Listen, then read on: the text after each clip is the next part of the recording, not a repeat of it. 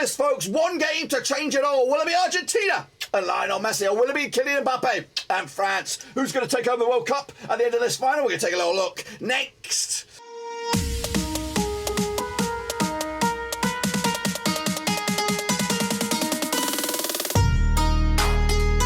That's right, folks. Bumps Game on a prediction video. Today we're taking a look at the World Cup final, but the biggest game on the planet. It comes only once every 4 years. That's how rare this is, but it's the chance to offer Argentina and France to add their third World Cup bling onto their resume, of course. Will they do it in Qatar? We'll take a look at it in a second. Of course, people chat about VIPs. And if you're new, where you been? Smash your subscribe button back. It's all things Argentina related, France related, World Cup itself related. We're going to all hear boys under one roof. Of course, there's so many narratives to this final. Messi's long-awaited chance to be put in that bracket of Pele and Maradona as superstar idols to finally get their hands on the trophy. Or will it be Kylian Mbappe, the young gun, of course, already got one to his locker. He is going for international global phenomenon. He's going for another one right here at a ripe old age of, what is he, 22, 23, something like that. I don't even know. And then, of course, Didier Deschamps, former player, winner, former manager, winner. Can he get another one? And, of course, Argentina's long wait for another title. There's so many little stories going on here, but of course it all boils down to the stuff on the field. So let's get into it and take a little look at the match itself then, shall we? Of course, it is taking place at the Lusail Stadium. Of course,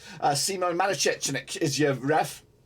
On the 18th of December, that's tomorrow. It is, of course, a Christmas themed, for me anyway, build up to this bad boy. But let's take a look at these two sides then. Argentina qualifies co-NBL runners up. They have been an unbeaten run for a while. Of course, that was halted. We'll talk about that in a minute, but consider that in a blip in their resume because they won the Copa America last year. Now, of course, they're looking to add to that in a stellar, 18 months, something like that. But it was 16th of November 2021, of course, was their qualifying date. 18 tournaments the past. 2018 was the last. 13 tournaments in a row. They won it in 78 and 86. Scaloni, the manager. Messi, the VIP. 12-1 on to qualify at the start. Of course, it didn't look good, did it, at the beginning. And 7-1, of course, to win it at the start of the campaign as well. Take a look at, of course, the situation at the end of the groups. They did qualify as group winners. 6 points over possible 9 ahead of likes of Poland, Mexico, and Saudi Arabia, of course, who they did suffer a shock defeat on the opening day. 2-1 loss there.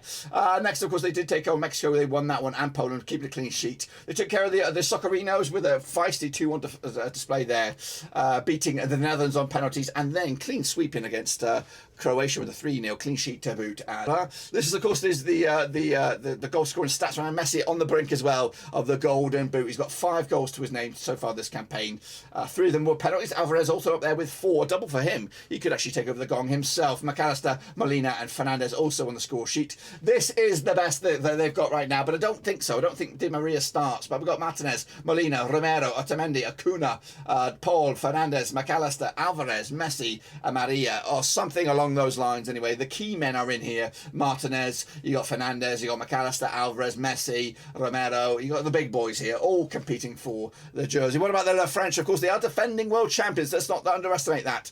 And of course, they were my tip for the title when I first made a prediction. I said the French have the strongest squad. That was with the likes of Kanté, Pogba, all in the squad. But of course, they're not there. And of course, the young guns are about to take over the reins, and they are still here. 13th of November, they qualified as UEFA Group D winners. 16 tournaments of the past. 2018 was the last. Of course, streak is 7 in a row. They won it in 98 and 2018. Didier Deschamps won it in 98 as a player and won it in 2018 as a manager. And of course, Kylian Mbappe, the VIP, 10-1 on to qualify at the start. They did that, 6-1 to go the distance and win it. And of course, they're on the brink of doing that as well. They qualified. These are the goal scorers. Mbappe also got 5 goals, just the same as Messi. That's a straight shootout, of course, for that top gong there. 4 goals for Giroud. Kulu Morani got himself a goal. Hernandez, Robbo, and Tushmani as well, all with goals in their names. This is how they qualified. Group D winners. They did. What did they do? They beat Australia 4-1 convincingly. Also the Danes. They lost to Tunisia and squeaked past Poland and England, and of course knocked out everyone's favourites, the darlings of the World Cup, Morocco. This is the team, of course, I'm expecting. Maybe there might be some injuries in there, but Robbo wasn't involved in the semi, was he not?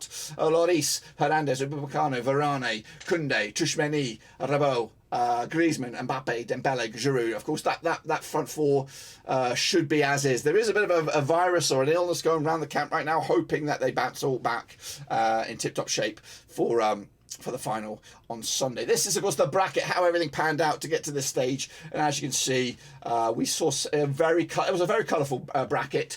Some surprises, of course, the likes of South Korea, Japan, squeaking through their very difficult groups. Australia, also the United States, Senegal doing the bits as well. But, of course, a lot of those journeys were ended at the round of 16 stage. Then it got to very spicy-looking quarterfinals with everyone's darling Morocco in there alongside Portugal. But, of course, 7 of the 8 were realistic contenders to go the distance, and we were left with 3 out of them. Another shock with Morocco's journey continuing all the way through to the semi-final stage. But it all boils down to this then. Of course, take a look at it. They played each other 5 times. These two sides in 1930. 4 wins for Argentina, 1 win for France, 0 draws. Of course, Argentina, they're winning 5 of the match, 83% form for them right now.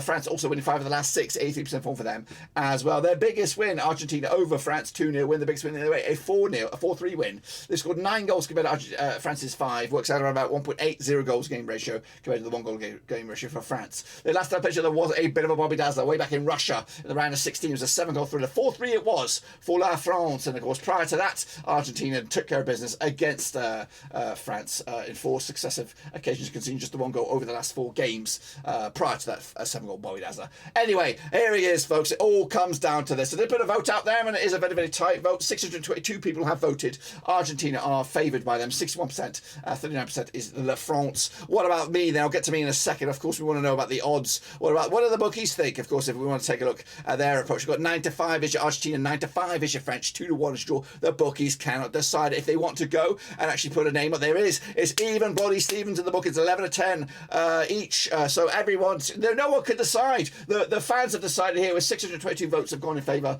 of Argentina. I, my friends, though, have gone the other way. I'm going against the fan poll here. I'm going with my own gut, and my gut says France. I know there's a lot of stuff, and a lot of people want the Messi debate to be climaxed here with this thing, and he has stated that this is going to be his last game, win, lose or draw. But we've been down that road before.